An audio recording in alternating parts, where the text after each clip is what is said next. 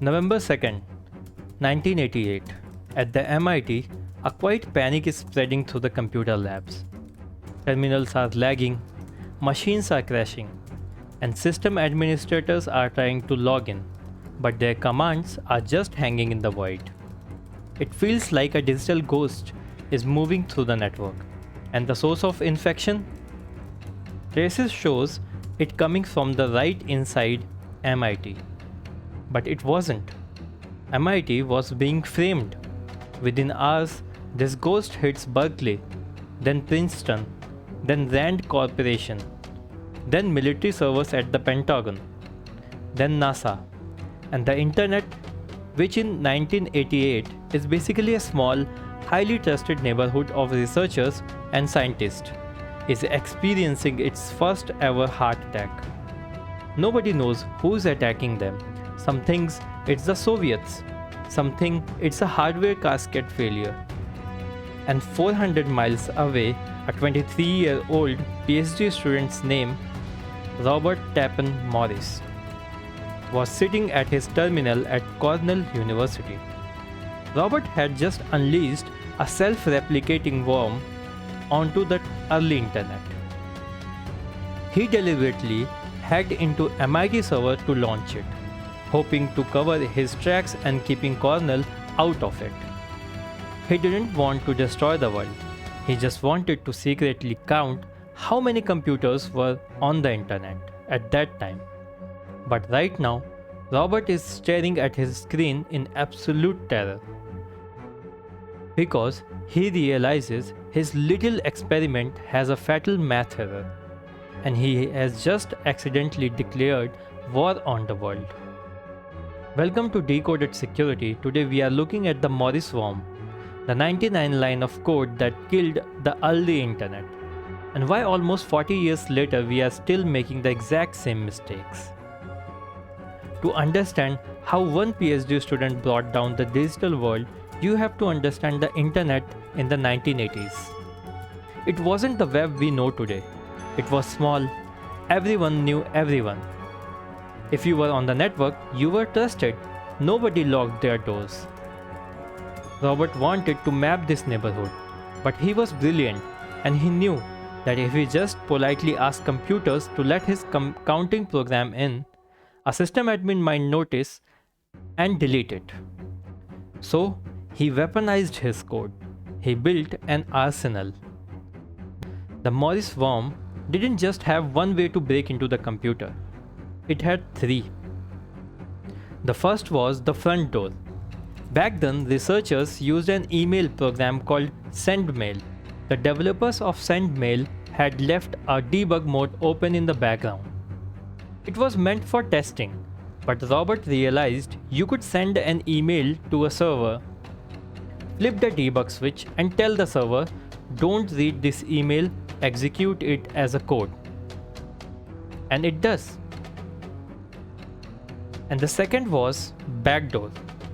If a computer had debug mode patched, the worm tried brute force. It carried a list of 432 common passwords. It would systematically guess passwords until it cracked open a user account. But the third vector. The third is why we are still talking about this today. Robert found a vulnerability in a program called Fingered, which was basically a digital phone book researchers used to see who was online. The Fingered program was written in C, and it used a function called gets to take in the user request. But gets has a massive fatal flaw. It doesn't check how much data you are handing it to. It just blindly accepts whatever you type. So the worm would send a request to Fingered, but instead of asking for a name, it sent a massive string of garbage data, completely overflowing the memory buffer allocated for it. The data spilled over into the computer's execution stack, and hidden at the very end of that garbage data was the worm payload. Robert essentially shoved the door open so hard that it broke the hinges also, giving his code root access to the machine. So the worm is in now. It's replicating, it's moving. But Robert knew that if a computer got infected multiple times, it would slow down and it will get noticed. So he gave the worm a simple instruction. When you meet a new computer, ask it, "Are you already infected?" And if the computer says yes, leave it alone. But then Robert had a paranoid thought. What if system admins figure this out and program their computers to lie? What if they tell the worm, "I'm already infected," just to trick it? To outsmart them, Robert added a fatal piece of logic. He told the worm, if a computer says it's already infected, 1 out of 7 times, don't believe it. Reinfect it anyway. And that single logic gate was a death sentence. The worm was too successful, it spread so fast that 1 out of 7 probability triggered constantly. Computers weren't just infected once, they were infected dozens, hundreds of times. The worm copied itself over and over, eating up all the memories, all the processing power. The machines were not destroyed, but they spent 100% of their energy just making more worms. It was world's first massive denial of service attack.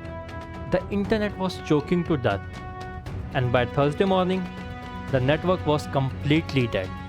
Email wasn't working, file transfer was frozen, and the military couldn't communicate with research labs. Robert realized what he had done. He panicked. He tried to send anonymous message out to the network explaining how to kill the worm.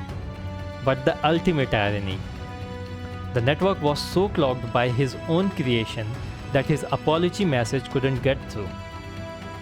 The smartest minds in the world had to act blindly. At Berkeley and MIT, sleep-deprived researchers had to deliberately walk into the server rooms and rip the Ethernet cable out of the walls to air-gap their networks. They had to print out worms' raw memory code on massive reams of paper and reverse engineer the hex values by hand, because the computer was too bogged down to even run a debugger. It took days to clean the infection. The damage was estimated in millions. The FBI launched a manhunt. Despite his attempts to frame MIT, forensic trails led them straight back to Cornell, and eventually to Robert. He was expelled from his PhD program and became the first ever convicted under the brand new Computer Fraud and Abuse Act. The Morris worm woke the world up. It proved that connectivity is dangerous, and in response, the US government panicked. The Department of Defense immediately funded the creation of CERT, the Computer Emergency Response Team. The entire modern security industry, firewalls, endpoint detection, zero trust architecture, was born from the ashes of this single weekend. And Robert Tappan Morris, the kid who broke the internet, he didn't go to prison for long. He eventually finished a PhD at Harvard, and today he is tenured professor of computer science at, can you guess? MIT, the very place he tried to frame. But here's the real secret of Morris worm.